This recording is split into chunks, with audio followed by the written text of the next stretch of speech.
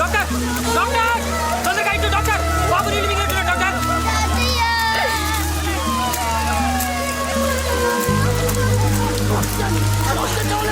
రాజేంద్ర గారు మీకేం కాలేదు కదయ్యా, మీరు బతికుంటే 10 మందిని బతికిస్తారయ్యా, దేవుడు ఉన్నాడయ్యా.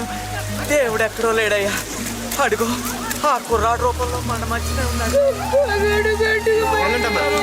మీకేం భయం లేదు, గవర్నమెంట్ మీకు మళ్ళీ ఇల్లు కట్టేస్తుంది, తప్పకుండా ఆదుకుంటే వెళ్ళండమ్మా. సార్ సార్ ఇక్కడ ప్రాణాలు దక్కించుకున్న వారంతా దేవుడు ఎక్కడో లేడు, మీరే దేవుడు అంటున్నారేంటి సార్? ఇంకా చాలా మందిని కాపాడలేకపోయాను, బాధగా ఉంది. అయినా ఈ సమయంలో నిజమైన దేవుడి పాత్ర పోషించి వీళ్ళందరినీ ఆదుకోవాల్సింది గవర్నమెంట్. అజయ్! ప్రభుత్వ అధికారులు కానప్పటికీ, ఏ మిలిటరీ అధికారం లేనప్పటికీ, ఏ సాధారణ పౌరుడైన మానవతా దృక్పథంతో సమాజ సేవ స్ఫూర్తితో సేవలందించే సివిల్ డిఫెన్స్ ద్వారా ఉస్మానియా పీజీ విద్యార్థులైన సిద్ధార్థ అతని మిత్ర బృందం ఎంతో మంది ప్రాణాలు కాపాడారు. నిజంగా వీళ్ళందరినీ అభినందించాలి. వీళ్ళు ఆశించినట్టుగానే ప్రభుత్వం వెంటనే సహాయ అవునరా, మా పక్కింటి అమ్మాయిని తెగ ట్రై చేసావు, ఇంతకీ పడిందా? ఏంటి పడేది? ఆ అమ్మాయి కోసం ట్రై చేసి ఉన్న జుట్టంతా ఊడిపోయింది. ఎందుకు రవిగాడేడమ్మా? ఏంట్రా ఏంటి టాపిక్ మార్చేస్తున్నావా? రవిగాడు ఎక్కడ? ఇంకెక్కడ రా, 2 సబ్జెక్టులు పోయాయిగా, ఒకటే టెన్షన్. అది మ్యాటర్. రాడంటారా? ఏంటొచ్చేది? డే అండ్ నైట్ ఎరగ తీసేస్తున్నాడంట. ఓసారి అటు చూడండి. వారిని ఏం ఎంట్రన్స్ ఇచ్చాడు రైడు. ఇందుమతి భానుమతి ఓయమతి. ఆపరా నీ గోలా నువ్వును. రే, ఇందుమతి నన్ను నిజంగా ప్రేమిస్తుందంటావురా? చిచి ఏ ఇందుమతి ఏంట్రా, భానుమతి.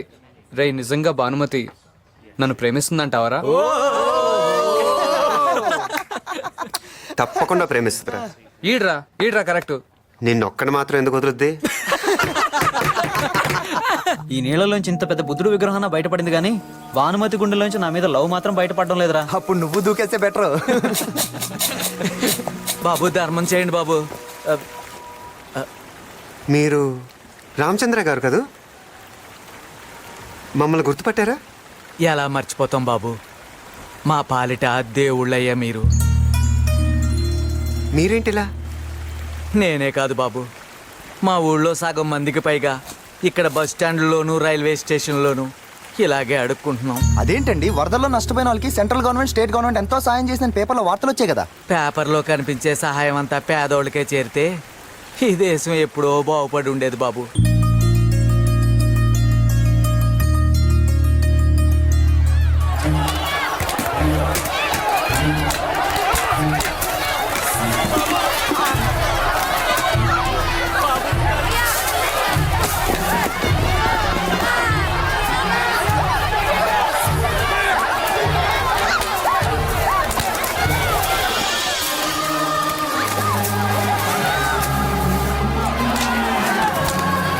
వంద మందికి సరిపడే సహాయాన్ని 2000 మందికి సరిపెట్టాలని చూస్తున్నారు.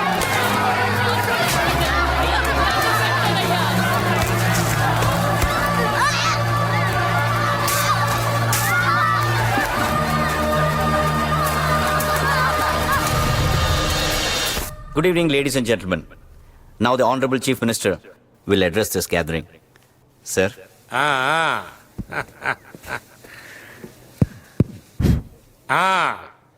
ఈడ కూకున్న మగోళ్ళకి, ఆడోళ్ళకి, పిల్లకాయలకి అందరికి నా దండం. ఈ ఫోటోలో ఉన్నోడు ఎవరు? పరకాల పురుషోత్తం యాదవ్, ఇలియాస్ పప్పు యాదవ్ అన్నమాట. ప్రజాసేవలో గొప్ప మనసున్నోడు, అది నాకు బాగా తెలుసు. ఎట్టాగంటే ఈ మధ్యన ఆంధ్ర రాష్ట్రంలో వరదలు ఎంత బీభత్సం సృష్టించినాయో మీ అందరికీ తెలిసిన విషయమే. అందులోనూ పాపం వరంగల్ జిల్లాలో ఎంత నాశనం అయిపోయారో ప్రజలు మీ అందరికీ తెలిసిన విషయమే. మరి ఆ వరద బాధితుల కోసం మరి పిల్లకాయ్ తన కష్టార్జితం నుంచి స్వయంగా 5 కోట్ల రూపాయలు, 2 కోట్లు ఏన్నారుగా, ఇంకా 2 కోట్లు పెంచమంటున్నాడు. చెప్పారు కదా, పిల్లకాయ మనసు ఎన్నపూస సూత్తే కరిగిపోద్ది. ఏమండే, ఒక్కసారి కళ్ళు మూసుకుని ఊహించుకోండి, ఇసంటి పిల్లకాయ అసెంబ్లీలో కూకున్నాడు అనుకో, ఎంత అందంగా ఉంటది.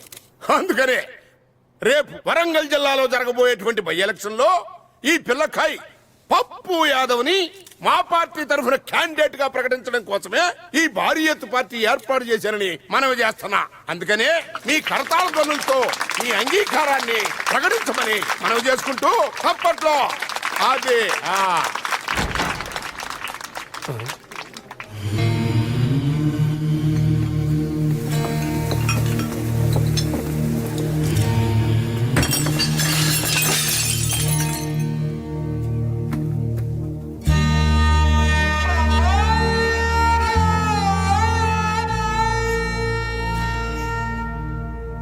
మన రేపటి పౌరుడు.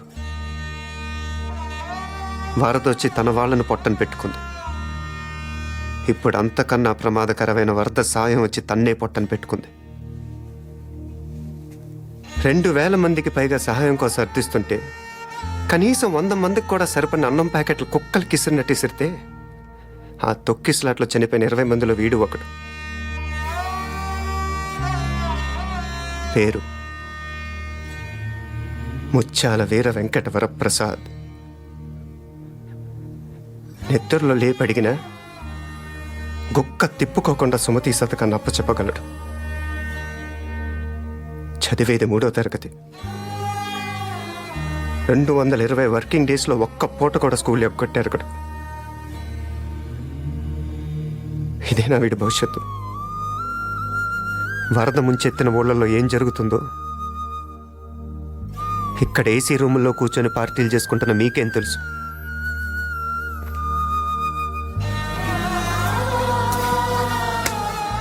ఆకాశంలో ఎగురుతూ కిందకు చూస్తే అంతా పచ్చగానే కనిపిస్తుంది. దిగి నేల మీద నడిస్తే ఇలాంటి నిజాలు బయటపడతాయి.